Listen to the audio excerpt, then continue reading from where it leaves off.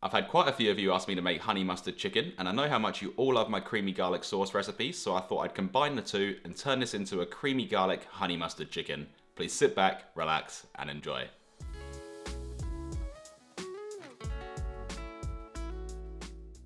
Alright guys, let's start this off with 6 large chicken thighs that weigh a total of 700 grams or 1.5 pounds, and to these we're going to add in 100 grams or 3.5 ounces of runny honey, which is our main flavouring, and it's also going to add a slight sweet and caramelised flavour once it's been cooked. Proceed by adding in 85 grams or 3 ounces of wholegrain mustard for a nice tang and pop in flavour as well as a seedy texture, 22 grams or 0.7 ounces of Dijon mustard for a strong, tangy and sharp flavour, 1 tablespoon or 20 milliliters of olive oil to create a foundation which the other ingredients can hold onto and also help this cook, 1 teaspoon or 5 grams of sea salt flakes, 1 teaspoon or 10 cracks of black pepper, and then I'm going to be completely honest and I nearly forgot to add in the 5 cloves of freshly minced garlic, and we definitely cannot forget that. Once all of those ingredients are in, gently rub your thighs just until the marinade has fully coated them all, and once that's done, this can then be popped aside for the time being. Now moving on, here is 5 grams or 0.2 ounces of both flat leaf parsley and thyme, and with these we're going to give them a good old rough chop, which doesn't have to be perfect, just make sure there's no large leaves or stems, and once that's done, you should have something that looks like this.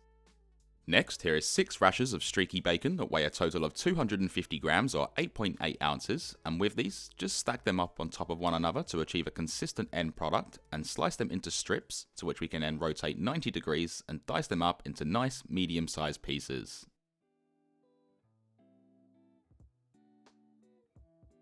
To cook this, place a large pan onto your stovetop over a medium-high heat, and once hot, pour in 1 tablespoon or 20 milliliters of olive oil and add in the diced bacon.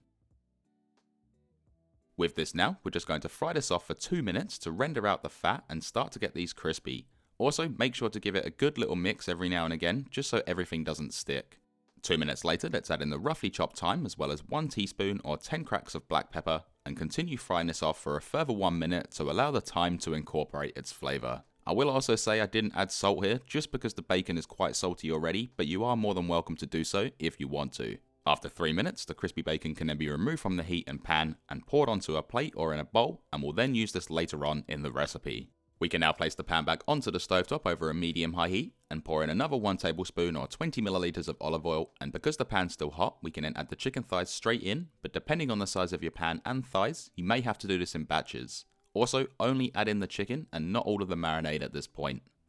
Once the thighs are in, allow them to sear for 4 minutes or until nice and golden brown, which means they can then be flipped over and the same process can then be repeated. I also just want to say that the colour on the bottom of the pan is good, and it's going to add the most amazing flavour to this dish once it's been deglazed in the next step. Talking about that, we're then going to pour in 125 milliliters or 4.2 fluid ounces of chicken stock, which is going to rip all of that flavour off the bottom and sides of the pan to create the foundation of the delicious rich sauce, and we're going to cook this for 1 minute, giving it a good thorough mix.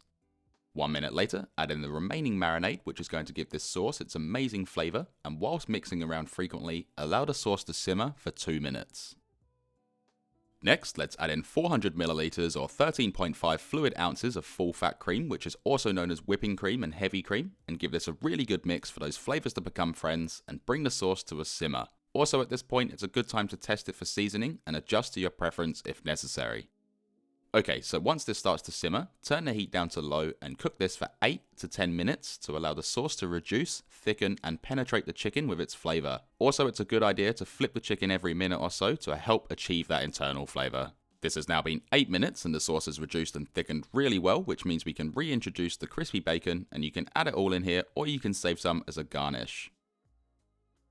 We're also going to add in the roughly chopped parsley, again saving some as a garnish, and once that's all in, give everything a really good mix for that flavour friendship to get even better, and then this can then be turned off the heat and removed from the stovetop. Now to serve this up, there's a few different ways to do so and things to serve it with, which I'll leave in the description below, but I like to create a nice little pile of chicken, to which we can then pour over that delicious rich sauce, top it with that crispy bacon that we saved earlier, sprinkle over the remaining flat leaf parsley, and then how good does that look? We've got that glossy, juicy chicken in that rich honey mustard sauce with the nice texture from the crispy bacon, and that parsley adds the most amazing contrast in colour. Then all that's left to do now is make this all worthwhile, and that is, we can then dig in. So just like that, we've created an amazing dish that has so much flavour and can be served with so many different things, which I'll leave all of the details about in the description below. This recipe right here serves 2 to 3 people depending on how hungry you are, and it can easily be doubled, tripled and so on. And as for storage and reheating instructions, I'll leave all of the details down in the description below next to the written recipe. If you enjoyed this video, be sure to smash that like button so my channel can be seen by more people, and consider subscribing along with hitting that bell notification next to it so you never miss when I upload. Thanks for watching everyone, stay safe and enjoy.